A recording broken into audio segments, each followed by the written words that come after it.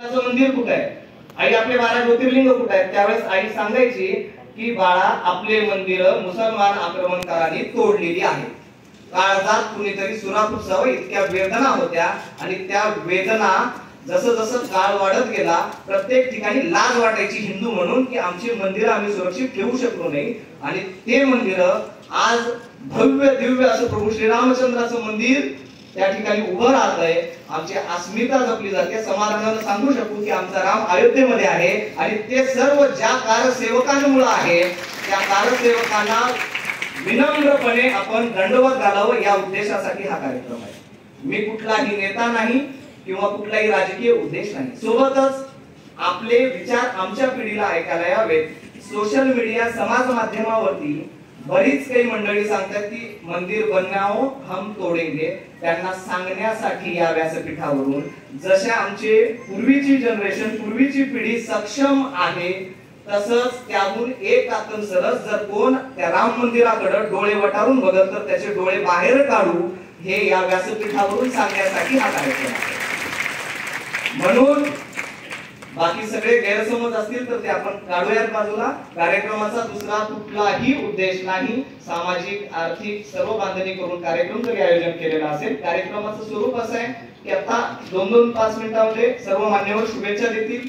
त्यानंतर कारसेवकांचं प्रतिनिधित्व करणारे आजच्या कार्यक्रमाचे अध्यक्ष आणि उद्घाटक माननीय मिलिंद पाटील काका असतील किंवा सुधाकरराव कुलकर्णी सर असतील हे कारसेवकांच्या वतीने बोलतील. सर्व कारसेवकांचा संग्रह म्हणून व्हिडिओ तर बनवलेला आहे. कोणाचा व्हिडिओ बनवलेला नसेल तर तो व्हिडिओ आपण कृपया सर्वांनी व्हिडिओ द्यावा ही नम्र विनंती करतो. आणि यानंतर लगेचच आनंदोत्सव आहे. आनंद साजरा करण्याची जगाला कला भारताने दिलेली आहे आणि त्या भारताच्या कलेचं आपल्याला दर्शन झालंच पाहिजे. त्याच्याशिवाय आनंदोत्सव साजरा होत नाही. म्हणून रामगीतांचा कार्यक्रम देखील इथं ठेवलेला आहे. हे कार्यक्रमाचं स्वरूप आहे. त्यामुळं फार वेळ न घेता मुळात हा भाषण करण्याचा कार्यक्रमच नाही. फक्त 3 वेळा आपण जय श्रीरामचा जयघोष करू. मी सर्व उपस्थित इथं असणाऱ्या कारसेवकांना विनंती करतो आणि कारसेवकांच्या व्यतिरिक्त आलेली जी तरुणाई आहे त्यांना विनंती करतो की श्रीरामाचा आपण जो गजर करणार आहोत पहिला गजर असणार आहे सर्व अज्ञात ज्ञात जे तिथं बलिदान गेलेले कारसेवक आहेत ज्यांनी छातीवरती गोळ्या झेलल्या. तिथली परिस्थिती माझ्यापेक्षा तुम्हाला चांगली माहिती आहे. गोळ्या घातल्या, गोळ्या संपल्या तर कारसेवकांच्या कमरेला वाळूचे पोते बांधून मुलायम सिंगाच्या सरकारने शरयू नदीमध्ये टाकलं. 15 दिवस शरयू नदी लाल होती. इतक्या सहज मिळालेलं हे मंदिर नाही. आणि या मंदिराला आपण प्रणाम करण्यापूर्वी त्या सर्व कारसेवकांना नतमस्तक होणं गरजेचं आहे. त्यांना स्मरून त्यांना श्रद्धांजली त्यांना आदरांजली देण्यासाठी म्हणूया जय श्रीराम. दुसरी आपली जी विनम्रपणे ज्यांना आदरांजली व्हायची वेळ गरज वाटते ते 2 व्यक्ती आहेत.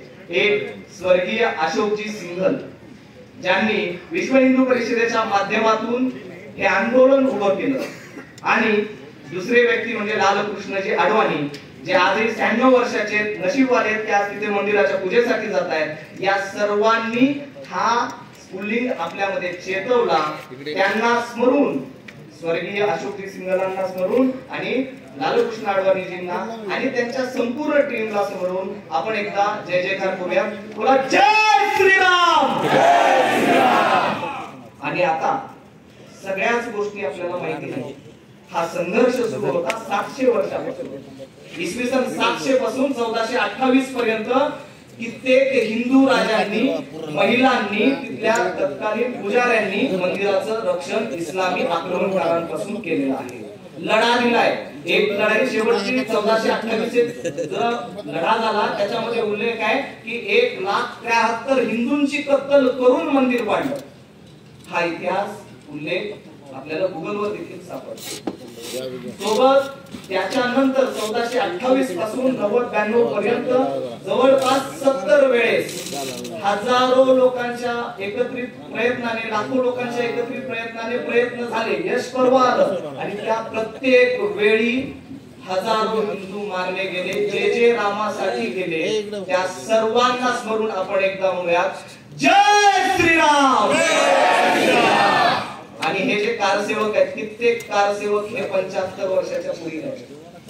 या कारसेवकांच्या मेहनतीने आज जे मंदिर साकारलं जात आहे ते कुठल्या सरकारी देणगीवर नाही, तर हिंदूंनी दिलेल्या पैशावरती भव्य दिव्य मंदिर साकारलं जात आहे. तुम्ही आम्ही विश्व हिंदू परिषद असेल किंवा आणखी हिंदुत्वादी जे काही लोक आहेत त्या सर्वांना हिंदूंनी घराघरातून भरभरून पैसे दिले आणि मोठं मंदिर उभं राहते. त्यामुळे आजकालच्या समाज माध्यमावर मंदिर हॉस्पिटल पाहिजे. आमचं मंदिर आमच्या पैशांनी आम्ही बांधलंय आणि आमच्या मंदिराचं रक्षण करायला आम्ही सक्षम आहोत. त्या सर्वांना एकदा जय श्रीराम होऊन जाऊ द्या. जय श्रीराम.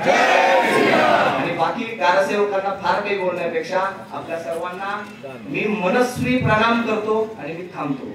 जय श्रीराम. धन्यवाद सर.